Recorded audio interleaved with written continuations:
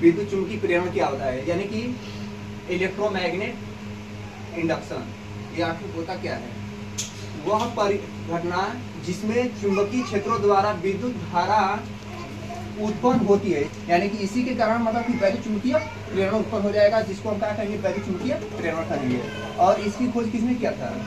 Faraday ने किया था। ठीक है, फैराडे ने वैद्युत चुंबकीय प्रेरण के सिद्धांत पर काम किया और इसने बताया। और ये जो विद्युत मोटर होते हैं और ये ट्रांसफार्मर होते हैं, ये किसके नियम के द्वारा प्रतिपादित किया गया है? फैराडे के नियम के द्वारा। तो चलो पहले हम लोग ये प्रयोग के माध्यम से सब समझेंगे आखिर में जो विद्युत चुंबकीय प्रेरण है काम करता है तो कैसे करेगा ये। ठीक है, तो चलो हम यहाँ पर प्रयोग के माध्यम से हम बता रहे हैं। हमने क्या किया है, यहाँ पर एक प्लॉट बना लिए हैं। ये ट्रांसफार्मर है, इसमें ई और आई कोर के द्वारा हम लोग इसको बनाते हैं। बहुत ये पतला होता है, सिलिकॉन धातु का हम बना सकते हैं, लोहा का भी होता है, सिलिकॉन धातु का हमने लिया है। और इसमें तारों की जो है फेरों की संख्या लपेटे हैं, जिसके कारण अंदर इसके अंदर क्या हो जाएगा, मैग्नेटिक फ्लक्स यानी कि चुंबकीय फ्लक्स उत्पन्न होगा, जिसके कारण इसमें अब तार ये है ना, देखो इसमें तार में कहीं हमने कटिंग कहीं नहीं किए हैं, इस तार में हमने कटिंग कहीं नहीं किया है, लेकिन इसके अंदर अब ये चुंबकीय प्रेरण के सिद्धांत के द्वारा इसमें विद्युत धारा उत्पन्न हो जाएगी। अब हमने इसमें क्या किया, इसको फेरों की संख्या बना रहे हैं। ठीक है, फेरों की संख्या के लिए हमें पता होगा, आप लोग पढ़े होंगे कि जिस बंद कुंडली में अगर हम तार लपेटेंगे तभी उसके चारों तरफ, इसके चारों तरफ विद्युत जो है चुंबकीय क्षेत्र उत्पन्न हो रहा है। अब हम क्या करेंगे, इसको तार को हमने इसके अंदर ऐसे लपेटेंगे, लपेटने के कारण इसमें क्या हो जाएगा, धारा उत्पन्न हो जाएगा, क्योंकि ये फेरों की संख्या पर डिपेंड करता है। जितना फेरा लपेटेंगे उसके आधार पर इसमें क्या होगा, विद्युत क्षेत्र के द्वारा इलेक्ट्रिसिटी इसमें उत्पन्न होगी। छोटा छोटा करके ज्यादा हो जा रहा है तो सब पता है।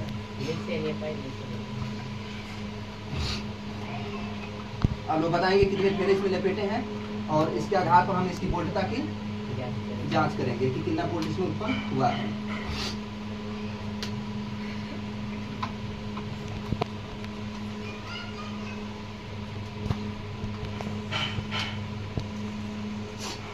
और ये जो टर्न हम लोग लपेटते हैं क्लॉकवाइज और एंटी क्लॉकवाइज, ये दोनों लपेट सकते हैं।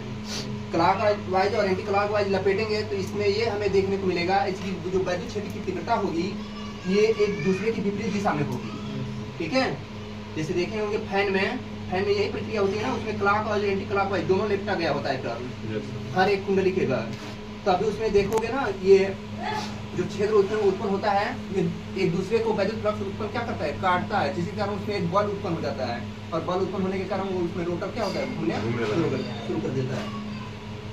अब चलो, अब हम क्या करेंगे, इसमें हम धारा दे रहे हैं। ये हमारा एम्पियर मीटर है, ये शो करेगा कि कितना इस पर लोड पड़ रहा है, इसके ऊपर कितना लोड हम दे रहे हैं, और ये बताएगा कि हमने इसमें कितना वोल्ट दिए हैं। वोल्ट के लिए हम जांच कर दे रहे हैं। देखिए हमारे पास यहाँ पर एसी करंट यूज कर रहे हैं, जो इन्वर्टर हमने ज्वाइन करके लिया है। ठीक है, अब यहाँ से हम चेक कर ले रहे हैं कितना वोल्टेज है, 220 देख सकते हैं आप लोग, 220 वोल्ट है। यहाँ पर हर एक जो लाइनिंग है ये 20-20 वोल्ट के अंतराल पर है। कितने वोल्ट के अंतराल पर है, 20-20 वोल्ट के अंतराल पर है। तो यहाँ पर देखेंगे 220 वोल्ट यूज कर रहे हैं हम। अब हमने क्या किया, हर एक जो टर्म है यहाँ पर हमने बताया है कि ये हमारा जो है 137 वोल्ट के लिए है, 137 वोल्ट इसमें देंगे तो यहाँ पर हमें 440 वोल्ट मिलेगा देखने को। 137 वोल्ट के लिए है, और ये है 200 वोल्ट के लिए, यहाँ पर हमने देंगे 200 वोल्ट तो यहाँ पर हमारा 240 वोल्ट फिर भी मिलेगा।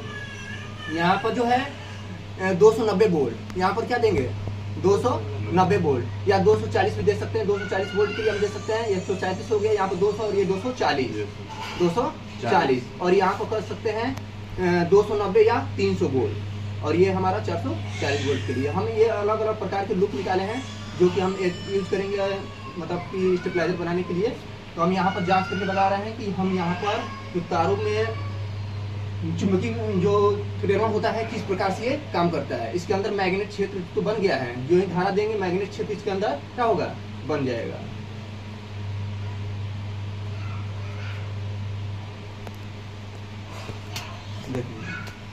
दे दिए हैं, कितना वोल्ट है, 220 वोल्ट है। ठीक है, 220 वोल्ट दे दिए हैं, 230 के लगभग है। अब देखिए यहाँ पर हम अभी जो तार लिपटे थे, अभी बताए थे इसमें हमें फेरों की संख्या के द्वारा इसमें चुंबकीय क्षेत्र उत्पन्न होने के कारण इसमें क्या होगा, एक प्रेरित वाहक बल लगेगा और इसके अंदर क्या हो जाएगा, चुंबकीय बल के कारण इसमें इलेक्ट्रिसिटी उत्पन्न हो जाएगा। देख रहे हैं इलेक्ट्रिसिटी आ गया है ना, ये देख सकते हैं। ठीक है, और कितना वोल्टेज आया है इसकी जांच कर सकते हैं। जांच करने के लिए हमने क्या मल्टीमीटर जो लिए है डिजिटल है, हम इसको ये एसी करंट ही बनाएगा। ये क्या बनाएगा, एसी करंट। इसको डीसी करंट में कन्वर्ट करने के लिए हम लोग डायोड के माध्यम से आगे पढ़ेंगे। दिया हुआ है आप लोगों के किताब में पीएन संधि डायोड क्या होता है, एनपी संधि जो डायोड होता है वो क्या होता है, इसके बारे में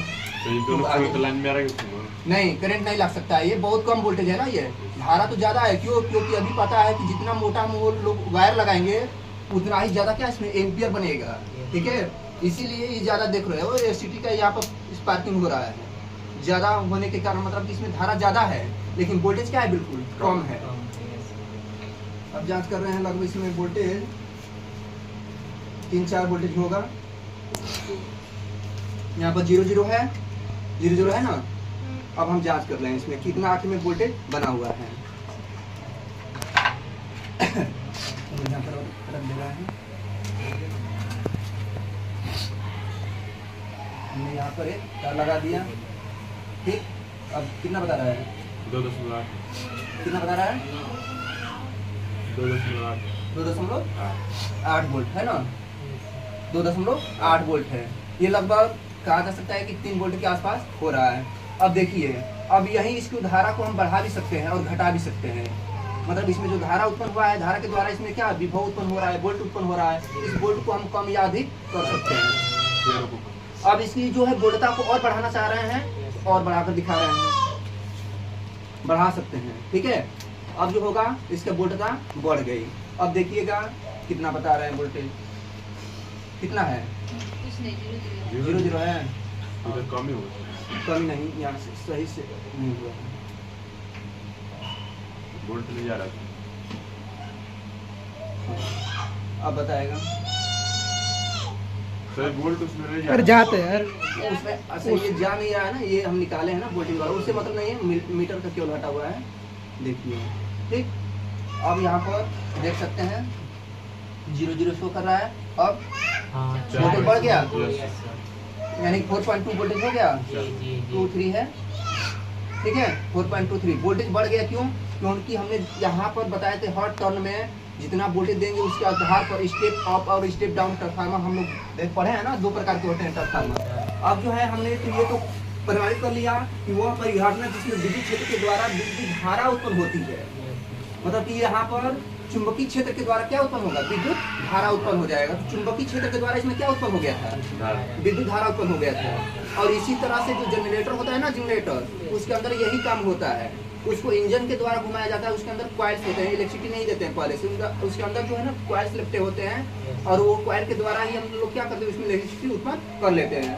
अब यहाँ पर ये फैराडे का ये प्रयोग हमने नहीं, ये फैराडे ने करके सिद्ध किया है। ठीक है, उसी के नियम को हम लोग समझ रहे हैं। आखिर में फैराडे ने जो नियम का प्रतिपादन किया है और हेनरी भी है, इन्होंने दोनों लोग मिलकर ये काम किए हैं। लेकिन प्रथम किसको माना जाता है, फैराडे को। अब हम लोग परावर्तित धारा के बारे में, यानी कि एसी जो होता है करंट, अल्टरनेट करंटिंग, उसका प्रतीक क्या होता है, ये देख सकते हैं, साइन वहाँ पे लगाए हैं। ठीक है, ये जो अल्टरनेट करंट होता है हमेशा सीधा नहीं जा सकता, ये अप डाउन करते हुए जाता है। इसकी फ्रीक्वेंसी कितना होता है, 50 हर्ट्ज। 50 हर्ट्ज मतलब कि इसकी आवृत्ति है, 1 सेकेंड में वो 50 बार अप डाउन हो रहा है, समझ लो। यानी कि ये कंपन कर रहा है 50 बार। ठीक है, एक जो है सेकेंड में वो 50 बार कंपन कर रहा है, उसी प्रक्रिया को हम हर्ट्ज आवृत्ति कहते हैं। ट्रांसफार्मर किसके सिद्धांत पर काम करता है, अन्योन प्रेरण के सिद्धांत पर ये काम करता है। और ये ट्रांसफार्मर 2 प्रकार के होते हैं, अपचयी ट्रांसफार्मर और उपचायी ट्रांसफार्मर। इसको हम स्टेप डाउन ट्रांसफार्मर कहते हैं, अपचयी ट्रांसफार्मर को।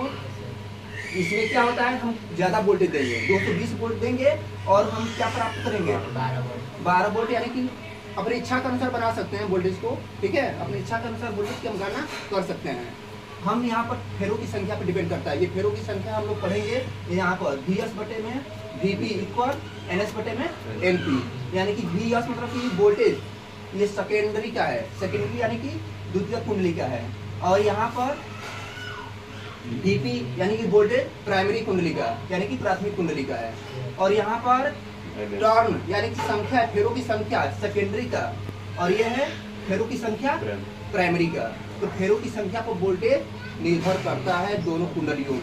ठीक है, अब हमने यहाँ पर देखे इसमें कितना दिए हैं, 220 वोल्ट दिए हैं। अब इसकी वोल्टता को देखेंगे, आगे जो होगा हमारा वोल्टेज ना बहुत ज्यादा अधिक बढ़ गया होगा। अब चेक कर रहे हैं, देखिए यहाँ पर हमने अभी यहाँ पर तो चेक कर लिए कितना वोल्टेज है, 220।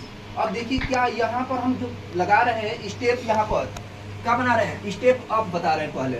ठीक है, स्टेप अप नहीं तो चलो स्टेप डाउन करना चाहे तो हम स्टेप डाउन करके बता दे रहे हैं। पहले स्टेप डाउन के लिए हमने क्या किया, यहाँ पर लास्ट वाला कुंडली में लगा दिए। ये स्टेप डाउन जो ट्रांसफार्मर होता है किससे काम करता है उसके बारे में समझेंगे। हमने यहाँ पर लगाया है कितना वोल्टेज, नहीं देखिए 440 वोल्ट का ये टर्म है, लेकिन यहाँ पर कितना वोल्टेज हम देंगे, इसमें 220 वोल्ट दिए हैं।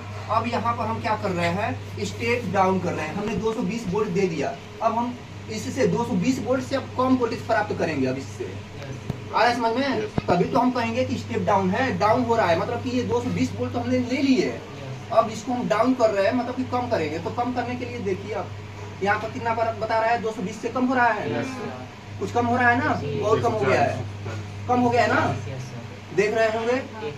और यहाँ पर और कम हो जाएगा, कम हो रहा है ना, 100 वोल्ट हो गया, और यहाँ पर और कम हो जाएगा, देख रहे हैं कम हो रहा है। और यहाँ पर बिल्कुल कम हो जा रहा है, लगभग 50-60 वोल्ट हो जा रहा है। ठीक है, देख रहे हैं ना, ये स्टेप क्या है, डाउन है। और अब जो है स्टेप अप हम लोग वोल्टेज को समझेंगे, उस वोल्टेज ट्रांसफार्मर कैसे काम करता है। अब हम क्या करेंगे, इसमें फेरों की संख्या क्या हो गया, कम। देखिए जो हम टर्न यहाँ पर लपेटे थे, यहाँ पर जो है फेरों की संख्या एक कम हो गई। यहाँ पर 440 वोल्ट के लिए तो फेरों की संख्या ज्यादा हो रहा था ना। फेरों की संख्या जब ज्यादा करेंगे, और यहाँ पर हम इधर लूपिंग कर रहे थे, इधर लूपिंग करेंगे तो हमारा फेरों की संख्या कम मिलेगा ना इधर, क्योंकि ये बढ़ते हुए क्रम में है फेरों की संख्या। और यहाँ से अब जो है घटते हुए क्रम में फेरों की संख्या है, तो अब देखो घटते हुए क्रम में यहाँ पर फेरों की संख्या कम किए हैं, अब यहाँ पर फेरों की संख्या अधिक मिलेगा। अब अधिक मिलेगा तो हम यहाँ पर चेक कर रहे हैं, तो हमारे वोल्टेज कितना बता रहा है, 220 बता रहा है, 240 है, हाँ 240 है। ठीक है, 240 है। अब हम उससे ऊपर हम 200 क्या दे रहे हैं, 240 दे रहे हैं। यहाँ पर 12 जो लिखे हैं हम मान लेंगे कि चलिए 200, इसको हम 40 दे रहे हैं। अब इससे अधिक वोल्टेज होगा तब ना कहेंगे, देखो 12 वोल्ट से अधिक है तभी हम इसको क्या कहें, उच्च ट्रांसफार्मर यानी कि स्टेप अप ट्रांसफार्मर कहें।